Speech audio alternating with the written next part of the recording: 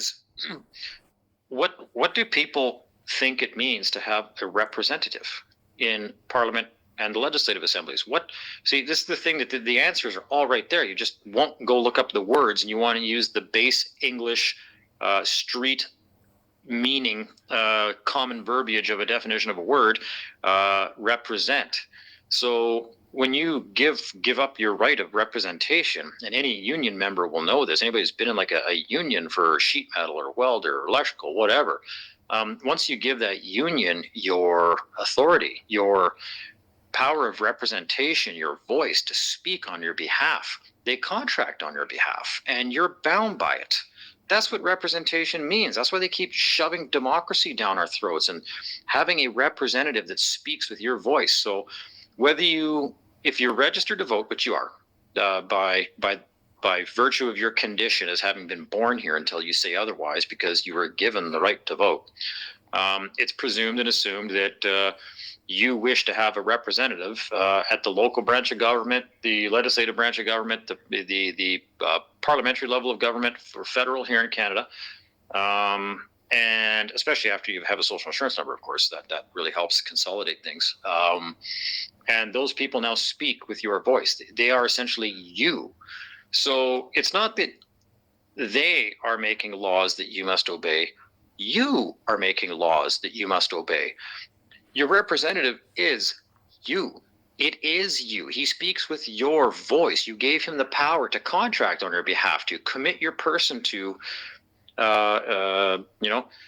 contracts, liabilities, to assume debt, to, the public. So these parliamentarians and legislative assembly members and stuff like that, they go and they make all these laws and create all these debts, knowing that all the people that have agreed to representation are underwriting that debt. That's why you owe money. You agreed to underwrite any debt that they enter into, any debt. So when they send $500 billion to Israel or Africa, you have previously already said you will underwrite that. I will pay the bill.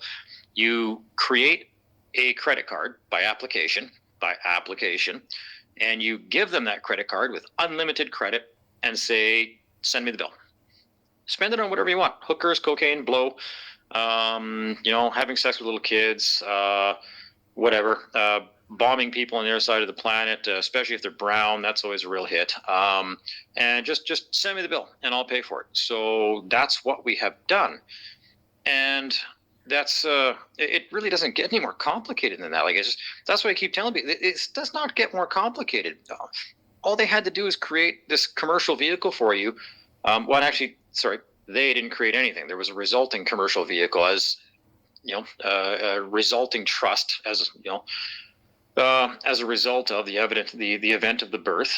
And as long as they are the ones that are administrating the resources, they basically are in possession of what is yours by right. That's why there's a resulting automatic trust by operation of law.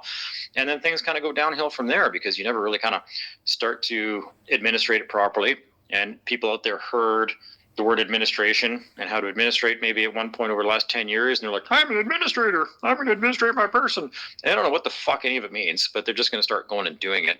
And they walk into court, and whatever the catchphrase is for that week, whether it's, I subrogate, and then when people are finally confronted, well, subrogate what? Well, I don't know, I just subrogate, I heard it online.